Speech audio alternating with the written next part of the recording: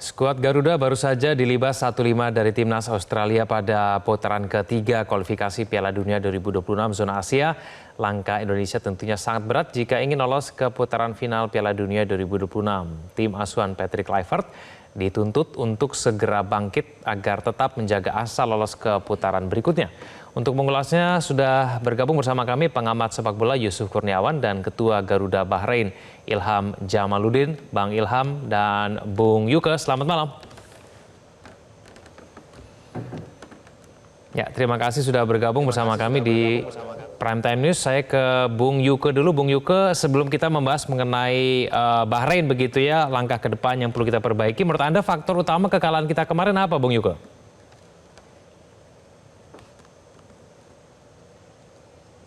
Bung Yuke, mohon maaf, suaranya masih di-mute, boleh di-unmute sedikit?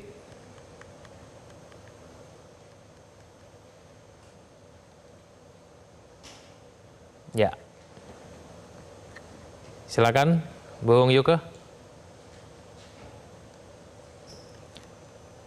Iya, kayaknya belum terdengar ya suaranya Bung Yuke, mohon maaf sambil kita tunggu nanti suaranya supaya keluar. Saya ke Bung Ilham saja dulu. Bung Ilham, dari pandangan supporter sendiri, apa sebetulnya faktor utama kekalahan kita kemarin?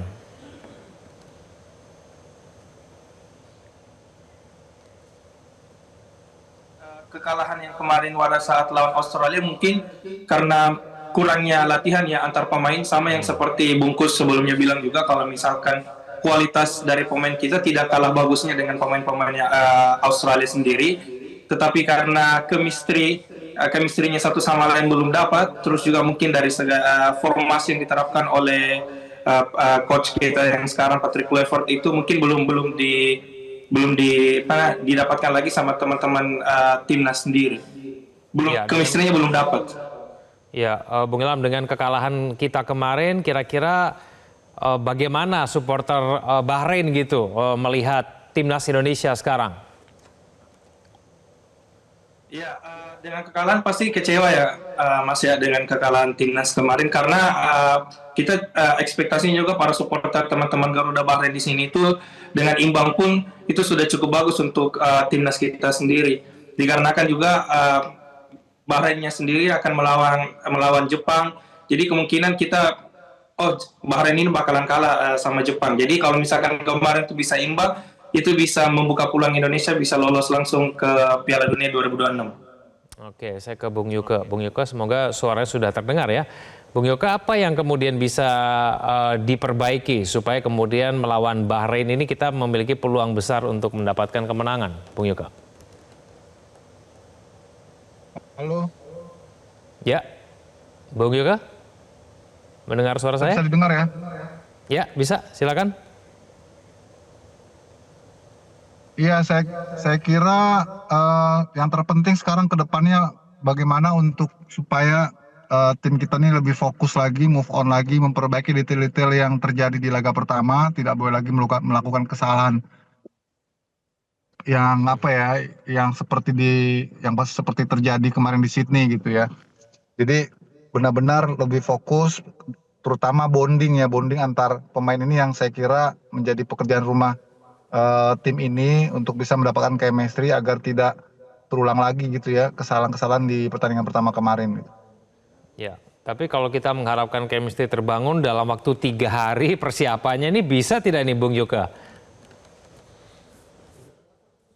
Ya, saya kira nggak ada alasan lagi, suka tidak suka, bisa nggak bisa, harus bisa. Karena kan udah ada waktu 3 hari atau 4 hari ya untuk mereka, atau terutama Patrick Kluivert, merapikan detail-detail yang mungkin belum sempat dilakukan saat persiapan melawan Australia. Misalnya saat set pieces, ini fatal banget, set pieces itu menjadi hal yang sangat krusial ya. Ketika kita nggak bisa membuat gol ataupun lawan nggak bisa membuat gol, maka set pieces itu menjadi resep yang paling mujarab untuk bisa konversi gitu. Nah, kita nggak bisa saat ketika set pieces dapat penalti maupun umpan Verdong yang gagal dieksekusi oleh JIJ lewat sundulan. Sementara di momen yang berbeda, mereka dapat set pieces, baik saat dapat penalti mereka eksekusi, kemudian ada dua tendangan pojok mereka eksekusi jadi skor, itu membuat pertandingan menjadi berbeda. Jadi ini yang saya kira sangat krusial poin set pieces ini. Karena nanti lawan Bahrain, saya kira Mbak Bahrain juga akan punya keunggulan dari bola-bola itu, bola-bola apa namanya set pieces gitu loh. Itu yang saya sangat garis bawahi ya. Karena sepak bola ini tidak lagi ditentukan oleh possession, seberapa banyak peluang yang dibuat, tapi seberapa efektif tim itu bisa mengkonversi apa namanya peluang menjadi gol. Itu yang membedakan. Kita nggak lagi bicara tentang bagaimana cara main sekarang, tapi bagaimana cara menang gitu. Itu kemarin Australia mengajarkan kita bagaimana bermain bola yang efektif dan efisien. Nggak perlu banyak pegang bola, tapi mereka disiplin, kemudian mereka klinis. Kita nggak lakukan itu dan kita banyak bikin error di pertahanan. Bung Ilham, kalau dari supporter sendiri, PG-nya permainan timnas kita ketika melawan Bahrain itu seperti apa? Ini kan main di GBK ya, harusnya kemudian mendapatkan dukungan supporter juga begitu besar. Tapi dari segi permainan, bagaimana Bung Ilham? Pengennya seperti apa timnas kita bermainnya? Iya, mau tidak mau ya, untuk lawan Bahrain nanti timnas harus all out ya untuk bisa memaksimalkan setiap peluang yang ada. Karena bagaimanapun melawan laga Bahrain itu nanti merupakan final ya bagi timnas kita sendiri, karena wajib mendapatkan 3 poin untuk bisa lanjut terus untuk di kualifikasi Piala Dunia round ketiga ini. Ya minimal round keempat itu sudah realistis lah untuk timnas Indonesia. Jadi wajib untuk 3 poin nanti. Iya, tapi dari Bung Ilham sendiri maupun teman-teman supporter juga ikut bertanya-tanya tidak ketika melihat permainan kita kemarin. Seperti kenapa kok 4-3-3, kenapa kemudian kok kebanyakan long ball, atau mungkin kenapa kok terlalu terbuka begitu, kenapa susunan pemainnya seperti ini begitu. Ada pertanyaan seperti itu tidak Bung Ilham? Iya, pasti Mas. Mungkin secara pribadi ya dari kacamata kita sendiri, permainan timnas Indonesia kemarin itu secara tidak langsung dipaksa untuk menyerang, karena bisa kita lihat 10 menit pertama Indonesia itu mulai menekan Australia sendiri sampai bisa mendapatkan penalti, cuman gagal dimanfaatkan oleh Kevin Dix. Dan bisa kita lihat juga gol kedua dari Australia itu murni dari kesalahan, karena JIJ bisa sampai ada di pertengahan lapangan, sedangkan mungkin masih kurang koordinasi juga dengan Mes ya, jadi makanya itu Australia bisa memanfaatkan peluang itu.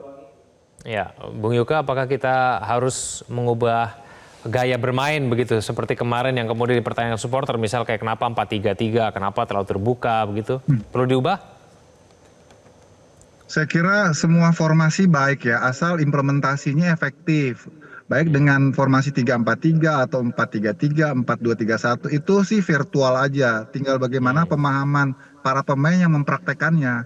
Sebenarnya yang membedakan secara filosofi itu adalah ketika eranya STY kita bermainnya lebih reaksi football, lebih banyak defense to counter. Tapi kalau Belanda ini kita tahu lah kalau Belanda mereka bermainnya terbuka, bermainnya normal, bermainnya ofensif. Nggak salah sebetulnya. Tapi harus waspada saat kita transisi, kita kehilangan bola. Nah, itu kita harus cepat covernya. Nah, kemarin itu kita kurangnya di situ. Ketika kita kehilangan bola, kita transisinya telat.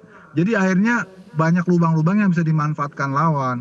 Ini memang situasi berbeda. Kalau kita bermain lebih menunggu, itu kita lebih bisa punya kesempatan menyerap energi lawan menyerang, kemudian kita mendapatkan kesempatan untuk counter. Itu memang lebih buat kita lebih cocok gayanya sebetulnya. Tapi kalau lawan Bahrain kita nggak punya opsi, kita harus ambil inisiatif menyerang, memang nggak ada opsi bertahan. Kalau lawan Australia kemarin itu kita terlalu kepedean sebenarnya. Australia walaupun tidak diperkuat 5 pemain utamanya, Australia tetap Australia gitu ya. Mereka 6 kali close ke Piala Dunia, pelatihnya juga pernah main di Piala Dunia buat Australia, dan mereka terbiasa melewati fase-fase genting. Itu yang kita nggak aware ataupun juga terlalu pede mungkin ya. Kalau lawan Bahrain ya kita nggak ada pilihan, kita harus menyerang, harus ambil kemenangan, harus ambil poin gitu. Ya, Bung Yuka, ini kan laga hidup dan mati ya ketika kita melawan Bahrain. Tapi kan bagi Bahrain ini juga laga hidup dan mati juga buat mereka, karena mereka kalah begitu lawan Jepang. China juga begitu, kalah lawan Arab Saudi. Ini lawan-lawan kita berikutnya ini juga punya motivasi yang mungkin sama besarnya begitu. Peluang kita ketika melawan Bahrain dan China seperti apa, Bung Yuka? Nah, karena itu sekarang kita lupakan dulu dah kesempatan kita untuk bisa mengintip peluang lolos langsung. Udahlah, lupakanlah. Karena Yang paling dekat ke arah itu adalah Australia dan Arab Saudi. Kita ini tinggal memperebutkan peringkat 3-4 sebenarnya. Nah, tadi sudah dikatakan bagaimana peluang kita. Kita akan memiliki kans yang besar kalau kita mengalahkan Cina dan Bahrain. Nggak ada opsi lain. Karena dengan 6 poin mengalahkan mereka, maka kita akan mengeliminir kesempatan mereka nambah poin. Secara nggak langsung kan, berarti Bahrain sama Cina kalau kita menang sama mereka, mereka akan tereduksi kan kesempatan untuk lolos dari ke putaran keempat. Itu makanya kita harus ambil. Dengan kita menang atas Cina dan Bahrain, otomatis kita menggugurkan ataupun mengeliminasi peluang mereka untuk lolos ke putaran keempat. Karena buat kita sekarang nih realistisnya memang ada di peringkat ketiga atau keempat gitu loh. Jadi memang harus menang ini sama Bahrain sama Cina. Nggak ada opsi kalau kita nggak menang sama mereka, artinya kita memang nggak pantas untuk lolos. Udah lupakan gitu loh. Kita harus refleksi ke diri kita bahwa kita memang nggak sehebat yang diekspektasikan orang ternyata gitu. Kalau lawan Bahrain sama Cina kita nggak bisa menang, ya sudah. Kita berarti memang belum layak lolos. Realistis aja gitu. Jadi kita takarnya di situ sebenarnya, takarannya. Masih mau punya harapan lolos ke putaran keempat, ya harus menang sama Bahrain sama Cina. Udah nggak ada opsi lain. Iya, semoga kemudian misi harus menang begitu melawan Bahrain dan China tidak menjadi tekanan, tapi kemudian menjadi tambahan motivasi begitu ya untuk pemain-pemain kita. Terima kasih Bung Ilham, terima kasih Bung Yuka sudah bergabung bersama kami di Prime Time News. Selamat malam semuanya. Jelajahi cara baru mendapatkan informasi. Download Metro TV Extend sekarang.